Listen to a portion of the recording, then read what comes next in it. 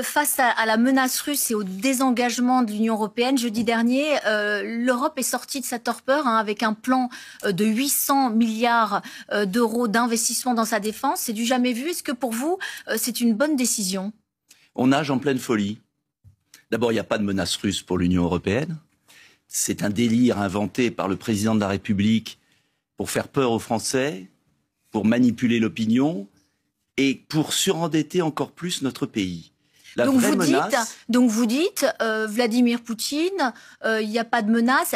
On sait qu'il y a certains services de renseignement européens qui disent qu'il ne s'arrêtera pas à l'Ukraine, qu'il a des visées sur les pays baltes, qu'il a des visées aussi sur la Moldavie, sur la Géorgie. On est en pleine manipulation. Il y a deux choses. Il y a une menace russe, oui, pour l'Ukraine. Ça, c'est clair. Et j'ai condamné en son temps l'agression, mais qui répondait aussi à une agression du gouvernement ukrainien de l'autre côté. Donc les torts sont partagés. Et ça, il faut le dire, et oui, il y a une menace russe sur l'Ukraine. En revanche, il n'y a aucune menace russe sur les pays de l'OTAN, pour deux raisons. C'est que même si Poutine, par folie, voulait attaquer l'OTAN, c'est-à-dire la Pologne, la Roumanie, les forces de l'OTAN sont tellement puissantes par rapport à la Russie, qui, entre nous, a mis 3 ans à gagner 20% de l'Ukraine, en s'épuisant, avec d'ailleurs des centaines de milliers de morts des deux côtés, une boucherie abominable, que tout ça relève du délire intégral, de la manipulation, de la démence du chef de l'État. Emmanuel Macron ment aux Français. Mais il ment sciemment. Et je vais vous dire pourquoi il ment sciemment. Parce que il fait diversion sur les problèmes du pays. La menace pour la France, elle n'est pas du tout la Russie. La menace pour la France, c'est sa faillite financière, faillite complète. On est au bord de la crise de la monnaie. On est au bord d'une saisie de l'épargne des Français. Et puis de l'autre côté, la menace des narcotrafiquants. Avant de s'occuper de l'Ukraine, il faudrait peut-être s'occuper de nos cités où les narcotrafiquants règnent, l'insécurité règne. Donc ce que je dis, c'est que c'est une menace. Vous dites à l'Europe, c'est pas la peine de s'organiser. Ah si, il y a un désengagement américain, faut rien faire. Vous posez une vraie question qui est d'une autre nature. Mais ce que je dis aux Français, c'est arrêtons ce délire présidentiel d'un homme qui ne sait plus comment exister et qui est en train de faire de l'escalade. Et pourquoi il fait de l'escalade? Parce qu'il faut comprendre, c'est pas un homme idiot, intelligent. Parce que il voit avec effroi, ce qui est délirant là aussi, c'est que Donald Trump et les Américains qui ont alimenté cette guerre aussi. Ils ont alimenté la guerre. Ils voulaient la défaite de la Russie avec Zelensky. Donc, ceux qui ont alimenté la guerre, les Américains, qui ont avancé en Ukraine aussi, ne l'oublions pas, qui était une zone neutre, eh bien les Américains, heureusement pour nous, ont changé d'avis. Et Trump est en train de faire la paix. Et c'est quand même Donc vous dites délirant. quoi? Attendez, je comprends pas tout à fait. Je dis qu'on est en pleine contradiction. Trump, bravo Trump. Je dis bravo aux États-Unis, enfin de changer de politique, enfin de ne plus alimenter la guerre en Ukraine, qui a alimenté en retour l'agression de Poutine. Et c'est toujours notre allié? Et de désamorcer. Oui, mais pourquoi ce serait pas notre allié? Pourquoi la France et des dirigeants européens en perte de vitesse sabotent la paix? Mais ils ne sabotent pas la paix. Il faut des garanties de sécurité pour l'Ukraine. Vous savez très bien que les Russes ne le souhaitent pas, ne le veulent pas. Mais bien évidemment. Et Donald Trump, il veut la paix à tout prix. Mais non, il veut la paix. Vous voulez une paix à tout prix? Je veux la paix, pas à tout prix. Mais comment on fait la paix quand on agresse verbalement la Russie? Et comment on fait la paix quand on a un ministre des Affaires étrangères français qui veut pas parler au ministre des Affaires étrangères russe? Ce qui se passe est absolument fou. On a les États-Unis d'Amérique qui décident enfin d'avoir une politique raisonnable en Ukraine et qui tendent la main à Poutine et qui commencent à discuter. Mais qui veut faire la paix aux conditions de Vladimir Poutine. Mais ça, c'est la fable qu'on répète toute la journée en France, parce qu'on la connaît pas. Il y a des négociations de paix. Moi, j'aurais aimé que la France... Donc vous voulez qu'il y ait des garanties de sécurité pour l'Ukraine? Mais comme tout le monde. Est-ce que vous voulez qu'il y ait de l'envoi de troupes européennes après un cessez-le-feu qui ne serait pas sur une ligne de front? C'est le projet d'Emmanuel Macron. Surtout pas. Et je vais vous expliquer pourquoi. Mais d'abord, deux choses. Je veux que la France participe à la paix.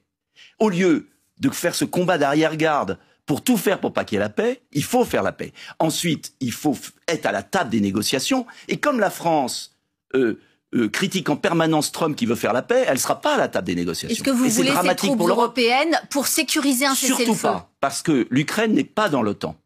Et le geste qu'a fait Trump et qu'attendait Poutine depuis des années et qu'avait proposé Chirac, C'était de dire l'Ukraine est une zone neutre qui sera démilitarisée et qui ne sera pas dans l'OTAN. L'Ukraine n'a pas à être dans l'OTAN.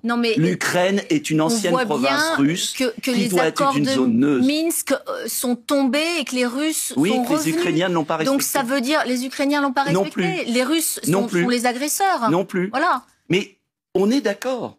Il y a eu des Ukrainiens. Mais comment on sécurise la paix? Eh bien, d'abord, on essaye de faire la paix. C'est-à-dire qu'on reprend le dialogue. Et après, il faut un retrait des troupes russes d'un côté, un retrait des bases de la CIA de l'autre. Il faut démilitariser l'Ukraine. Il faut un statut de neutralité qu'avait proposé Jacques Chirac dans sa grande sagesse. Il faut comprendre que l'Ukraine est une zone tampon et que ce n'est pas l'OTAN. Trump l'a compris et je veux le dire aux Français, arrêter cette guerre, c'est une chance. Le prix du gaz qui a explosé. Les 15 milliards qu'auraient été pour nos hôpitaux, mais encore pour une notre fois, sécurité je pense sociale. qu'Emmanuel Macron souhaite faire la paix. Non, il alimente la guerre. Ce n'est pas la paix à tout prix qui est celle qui semble être dans l'esprit de Donald Trump. Oui, c'est intéressant ce que vous dites. Aux conditions de Vladimir Poutine. Non, ça c'est ce que répète Emmanuel Macron pour torpiller la paix. Moi, ce que je veux, c'est que la France fasse la paix, parce que j'en ai assez que des milliards qui auraient pu aller à nos hôpitaux, aux Français, aillent alimenter des marchands d'armes en Ukraine. Donc une épargne consacrée aux dépenses militaires, c'est une piste du gouvernement pour augmenter le budget de la défense, ça vous semble totalement dérisoire? Là aussi, on est en plein contresens. On a déjà augmenté notre budget de la défense, la France. On a la chance d'avoir la dissuasion nucléaire, il faut la garder pour nous. Ceux qui doivent augmenter, si je finis ma phrase, ceux qui doivent augmenter leur budget de la défense, c'est les Allemands, les Polonais, c'est pas à nous de payer pour eux. Ils vont le faire. Mais très bien. Et les Polonais, c'est déjà 3% du PIB. Oui, sauf... Nous, c'est que 2. Donc, oui, mais vous oubliez une chose. C'est que les Polonais n'ont pas de dissuasion nucléaire, nous l'avons. Vous oubliez une chose, c'est qu'ils achètent que des armes américaines et qu'ils n'ont plus le droit de les utiliser parce que Trump leur interdit. Donc, ça veut dire quoi? Ça veut dire qu'on avait bien raison, nous gaullistes, de vouloir être séparés de l'OTAN, de vouloir avoir notre indépendance militaire.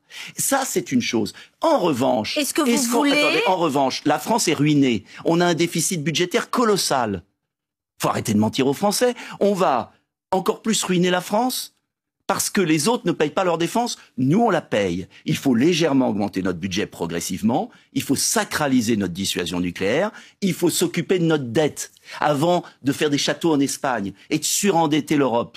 Quant aux autres, ils ont qu'à payer leur défense. Est-ce que vous souhaitez faire bénéficier les autres pays européens de la dissuasion nucléaire française pour justement s'émanciper de la tutelle américaine? Non, parce que la dissuasion nucléaire française, elle sert aux Français. Parce qu'on ne va pas risquer la peau des Français pour les autres. Mais c'est pas partagé, c'est protégé. Non, c'est partagé. Non, la décision resterait au président de la République française. Ça, c'est au conditionnel, parce que M. Barrot, ministre des Affaires étrangères, a avoué sur une chaîne concurrente que l'Allemagne paierait une partie. Et si l'Allemagne paye une partie de la dissuasion française, elle voudra décider. Et la crédibilité de la dissuasion, c'est pour son propre pays, comme Israël, comme l'Inde, comme le Pakistan, c'est pour son propre pays. Et deuxièmement, on ne décide pas à plusieurs autour d'une table. C'est impossible. Donc il faut que les Allemands développent leur défense, comme les Polonais, qui payent ce qu'ils n'ont jamais payé. Nous, on a payé, on s'est sacrifié pour ça, on a évité des dépenses ailleurs. Je crois qu'il faut être raisonnable, et il y a besoin de raison dans ce monde. Au moment où on fait la paix, Emmanuel Macron la sapote. Au moment où le budget de l'État est ruiné, il veut emprunter. Au moment où il y a des délinquants dans notre pays et qu'on ne tient pas nos cités, il va envoyer l'armée en Ukraine. Mais on nage en folie. Sauf que les Français sont quand même sensibles au discours du chef de l'État. Il y a un bond de 7 points dans le dernier IFOP en popularité pour lui. Une très grande majorité de Français estiment que le président a raison de se mobiliser. Alors, ça veut dire quoi, se mobiliser? On envoie nos jeunes de 18 ans au Donbass? Non, c'est pas du tout le cas. Ah bah alors voilà. Il a jamais dit ça. Eh bien alors, on fait la guerre comment? En parole? On est en pleine bande dessinée. C'est pas un jeu vidéo, la guerre. Je veux dire qu'il faut être cohérent. Soit on dit qu'on déclare la guerre à la Russie, et pourquoi la Russie et pas un autre pays? Il y a plein de conflits dans le monde. On va en Israël pour défendre Israël ou pour défendre les Palestiniens selon le choix qu'on a. On va au Yémen. On va dans le monde entier déclarer la guerre. Ça veut dire quoi? Un mot encore sur vous. Vous avez perdu votre mandat de député à l'Assemblée nationale l'année dernière après la dissolution. Et vous êtes donc depuis samedi candidat à la présidentielle. Ce sera votre quatrième campagne, quatrième élection. Vous voulez rendre son indépendance à la France et la libérer de la tutelle de l'Union européenne. Est-ce que vous n'avez pas le sentiment d'être aujourd'hui un petit peu à rebours total de l'histoire? Et non, au contraire, je pense qu'il y a besoin justement d'un candidat indépendantiste. La France est en train d'être liquidée dans l'Union européenne. Les agriculteurs le payent, nos ouvriers le payent. On ne peut plus continuer à brader le pays et à obéir à Madame von der Leyen, qui n'est pas élue. La France le paye très cher. Je vois que dans la classe politique, c'est le silence assourdissant. Emmanuel Macron, maintenant, veut partager la dissuasion nucléaire et je considère qu'on ne pourra pas régler les problèmes de sécurité, d'immigration et de chômage tant qu'on obéira à cette Union européenne. Je pense qu'il y a besoin d'un candidat indépendantiste pour renouer avec l'indépendance du pays. Est-ce que vous ne redoutez pas, qui est liée à la démocratie. Est-ce que vous ne redoutez pas une énième candidature de témoignage? Si on regarde vos résultats, 2012, 1,79%, 2017, 4,7%, 2022, 2% seulement, d'être coincé toujours entre Marine Le Pen et Éric Zemmour? Eh bien, écoutez, vous êtes à France Info. Oui. Moi, j'aimerais que vous ayez plus d'audience. Vous n'avez pas l'audience de votre chaîne. On a beaucoup d'audience. Mais vous l'avez, mais pas toutes. Eh bien, moi, c'est pareil. Je suis un petit qui aimerait devenir gros. C'est-à-dire qui aimerait convaincre les Français qu'il est temps maintenant de défendre notre souveraineté, notre liberté et la paix en Europe. Et comme il n'y a personne, je ne pensais pas être candidat si vite, comme il n'y a personne qui l'exprime, et que je pense qu'il y a un vrai danger de dilution, parce que les autres candidats sont en route. Mélenchon est candidat, Édouard Philippe est candidat, Marine Le Pen est candidat. Et je pense que la démocratie, figurez-vous, c'est le choix. Et je crois que dans cette période où on est en train de brader le pays, il est bon qu'il y ait un candidat indépendantiste, c'est-à-dire qui dit à un moment, nous devons, la démocratie, c'est que les Français décident pour eux-mêmes.